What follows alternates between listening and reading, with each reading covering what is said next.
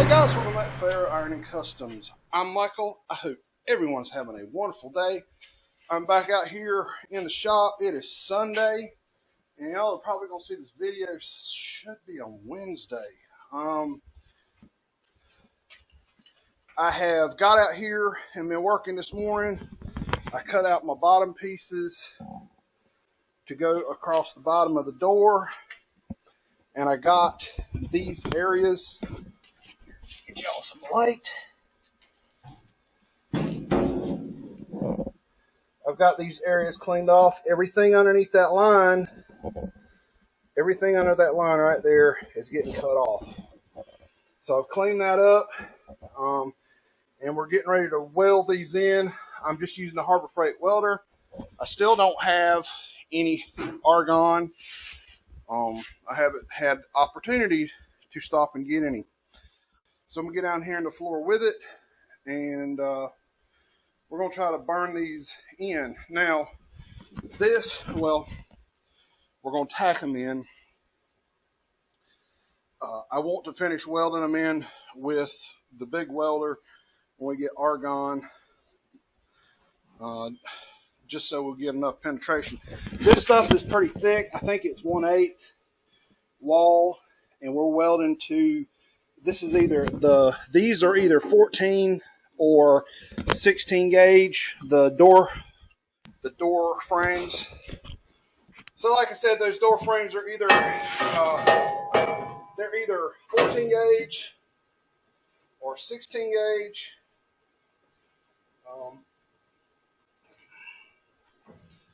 And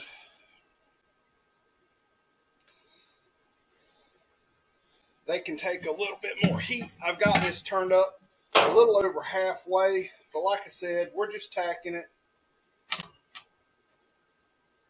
trying to tack it.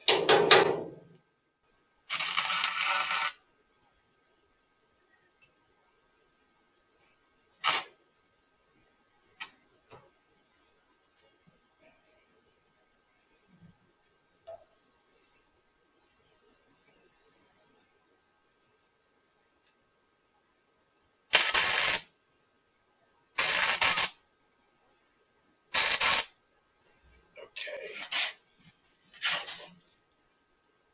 We're going to make sure we're happy with where that is.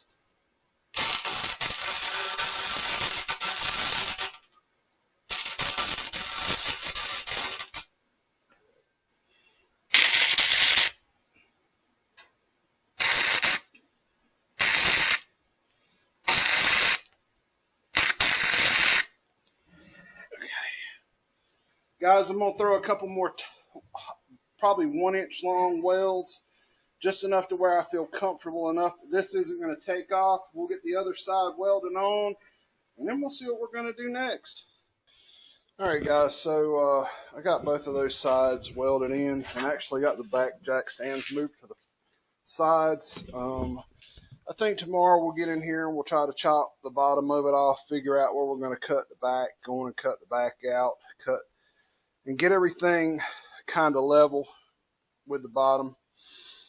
And yeah, that's what we're going to do tomorrow. Hey guys, we're out here, and it's in the upper 70s, lower 80s. Anybody that knows me well knows that I'm dying. It is some kind of hot. Well, we are getting a little bit of a breeze, so that's good. Anyway, so this elaborate setup I've got here is to help me determine where the line is, the cut line for the that's going to meet the floor. So this, if you look how I've got this set up, there's a piece of 1x2 here, 1x2 there, 1x1 sitting on top of it. This is the height of the floor. This is underneath the floor, and this is a line that's underneath the floor. So we're going to cut it. I may give it a 1/4 of an inch or so when I cut that cut line. I still got to mark off a 90-degree down through here. We're going to save that section for right now because I do not know what we're doing about that, and we will not know until we get into making the hump and what that's going to look like. So I'm going to get, so setting up to cut the 4-inch line is going to be similar. We're just going to move those bars down underneath the blue bars. Mark our lines to cut the 4-inch off the bottom of the truck. And that's going to be it. When we come back, we'll be cutting.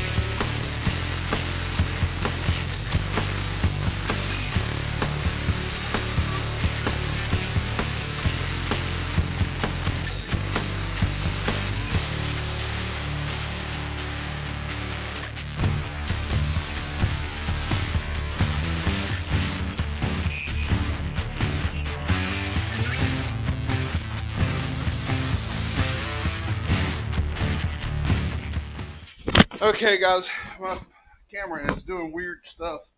We may be replacing it anyway. Whew, it's warm. Gonna have to get the fan set up. So, we got 4 inches cut off of the back. We got to do the front. Before I do the front, we got to drag out some more 6,000 pound jack stands.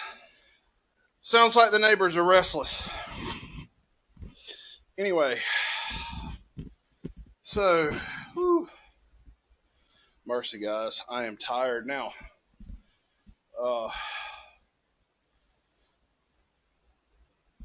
Yeah, I'm ready to cut that other stuff out, though.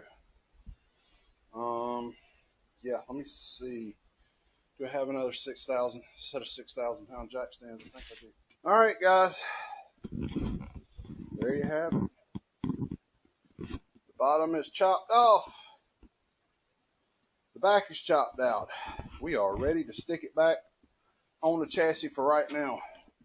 Okay, guys, so that's what we cut out, and as you can see, that pretty much just eliminated the rust out of the bottom of the A-pillars and eliminated the rust out of the bottom of the cab, or at least the really bad rotted out rust. The whole truck's rusty. I mean, if we eliminated the rust, we'd have to get something else.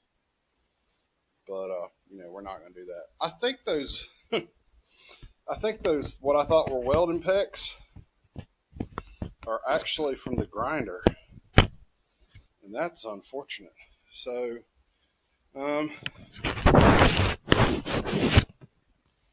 so we'll see how the video turns out, guys. If I have to order another camera, I just got to order another camera. I had got some inside shots, y'all. I'm sure y'all saw, and the sparks from the grinder. This is a plastic lens.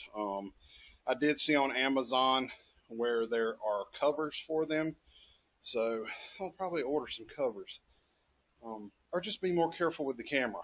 Anyway, but that's it, guys, for today. I hope everyone has a good rest of the day. I'm going to shoot to be back on Friday, I think, is when the next video is due out.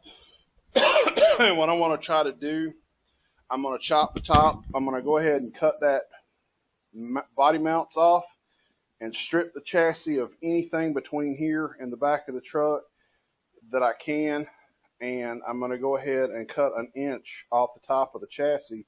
And we're going to drop the body back down on the chassis and start getting the floor situated, the shape of the floor situated. It's either that or go ahead and pull the cab off and go ahead and replace the chassis rails. But I think I want to chop it out so that it can sit down. We're going to have to make the transmission hump so the front frame brace will go over the transmission. That way we can start laying out all the floor work.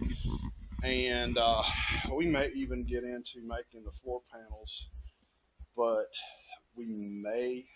Actually, I kind of think I want to. I think I want to go ahead and do the floor panels so we can figure out what the back of the cab is going to be like.